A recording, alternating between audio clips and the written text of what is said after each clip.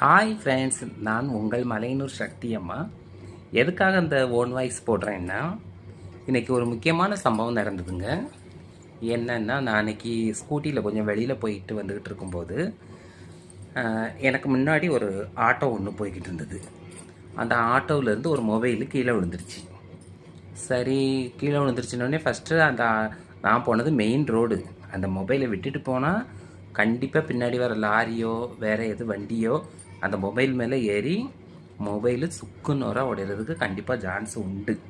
அதனால் நான் என்ன பண்ணேன்னா, என் வண்டியை சைடில் விட்டுட்டு அந்த மொபைலை எடுத்து வச்சுருந்தேன். எடுத்து வச்சுட்டு யோசனை பண்ணி பார்த்தேன், இதை எப்படி அந்த மொபைல்காரங்கள்ட்ட ஒப்படைக்கிறது அப்படின்ட்டு யோசனை பண்ணி பார்த்தேன். அப்போ நான் நினச்சேன், எப்படி இந்த மொபைலுக்கு ஒரு ஃபோன் வந்து தானே ஆகணும். இப்போ பொதுவாக யாரும் மொபைலை கீழே விட்டுட்டாங்கன்னா அவங்களே அந்த மொபைல் நம்பருக்கு கால் பண்ணி பார்ப்பாங்க. அதே மாதிரி மொபைலுக்கு ஃபோன் வந்து தான் ஆகணுன்னுட்டு வெயிட் பண்ணேன். அவ்வளோ நேரத்துக்குலாம் அவங்க ஆட்டோவில் முன்னாடி போனவங்க திரும்ப ஆட்டோவை எடுத்து ரிவர்ஸில் வந்து தேடி பார்த்தாங்க மொபைலை. அப்போ நான் நின்றுக்கிட்டு அவங்க எதுக்கு தேடுறாங்கன்னு தெரியல. ஆனாலும் என்னது தேடுறீங்கன்னு கேட்டேன்.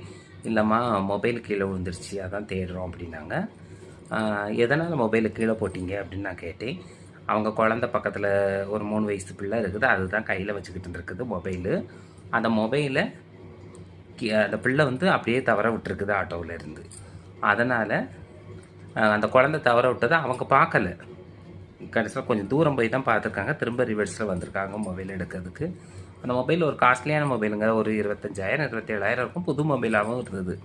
சரி, மொபைல்காரங்க அவங்க தான்னுட்டு அந்த மொபைலை கையில் கொடுத்துட்டேன். அவங்களும் தேங்க்ஸ்மா அப்படின்னு சொல்லிட்டு போனாங்க. சரி, கவனமாக போங்க அப்படின்ட்டு சொல்லி இது பண்ணேன். இதை வந்து எதுக்கு இப்போ உங்ககிட்ட ஷேர் பண்ணியிருக்கிறேன்னா, நம்ம வண்டியில் போகும்போதோ ஒரு ட்ரெயினில் போகும்போதோ பஸ்ஸில் போகும்போதோ தயவுசெய்து உங்கள் குழந்தைங்க கையில் மொபைலை கொடுக்காதீங்க. இந்த மாதிரி இப்போ வந்து அவங்க ஆட்டோவில் போனதுனால அந்த மொபைல் அவங்க கையில் கிடச்சிக்கிட்டு, இதே இது நீங்கள் ட்ரெயின்லேயோ பஸ்லேயோ போகும்போது மொபைல் குழந்தைங்க கையில் கொடுத்து மொபைல் கீழே விழுந்துருச்சுன்னா எப்படி உங்கள் மொபைல் கிடைக்குமா திரும்ப? இந்த மாதிரி ஒரு அவேர்னஸ் கொடுக்குறதுக்காக தான் நான் இந்த வாய்ஸ் மெசேஜ் போட்டிருக்கேங்க. பிடிச்சிருந்தால் லைக் கொடுங்க, கமெண்ட்ஸ் பண்ணுங்கள், என்னுடைய சேனலை சப்ஸ்கிரைப் பண்ணிக்கிறேங்க. இன்னும் இதே மாதிரி நிறைய வீடியோக்கள், நிறைய விஷயங்கள், கோயில் சம்பந்தமான விஷயங்கள் எல்லாமே போடுவேன். என்னுடைய சேனலை சப்ஸ்கிரைப் பண்ணிக்கிறேங்க. ஓகே, நான் உங்கள் மலையனூர் சக்தி அம்மா. பாய்மா.